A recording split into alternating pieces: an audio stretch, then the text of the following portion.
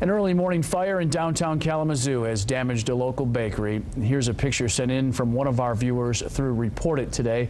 As you can see, smoke coming out of the top of the building at the time. The bakery has been a staple in Kalamazoo for 34 years. And if you say Sarkozy, people know what you're talking about. But this morning, tragedy as the well-known bakery went up in flames. 24-hour News 8's Mark Thompson has more. It was 5:20 this morning when firefighters responded. Thick smoke and flames erupting from a Kalamazoo landmark. Sarkozy Bakery was burning. Early indications are that it started in the basement and quickly spread to the roof and attic area of the building. Just the dynamics of the fire itself was pretty challenging. We had a roof collapse because of such a large amount of fire from the interior. And you had a couple floors collapse, which caused some voids in some areas where we just can't get to. Dave Crosser owns the building next door and was told that his alarm was the first to detect the smoke around 5 o'clock.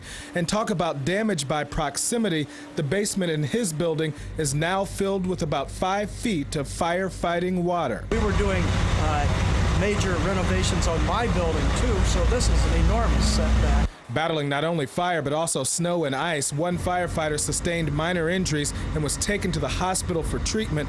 But it's the injury to the community that appears to hurt the most. Executive chef of Zazio's in the Radisson, John Koricki, has been getting his bread from Sarkozy for 7 years and has developed a close friendship with owner Judy Sarkozy. She's been making 3 different types of breads for me ever since day one, and people have been loving it. State Representative Sean McCann got the word from Mayor Bobby Hopewell, who was also on scene for a time. McCann has an office just a few doors down and had to come see for himself. It's a huge tragedy. Sarkozy's has been an institution in Kalamazoo for an extremely long time, and to see this is just devastating.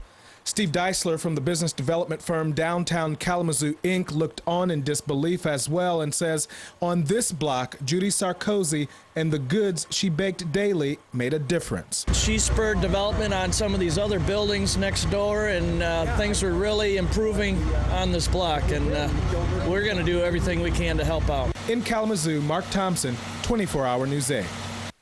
Employees at Sarkozy's tell us today was to be the bakery's 34th anniversary. Investigators are still trying to determine the cause of this morning's fire.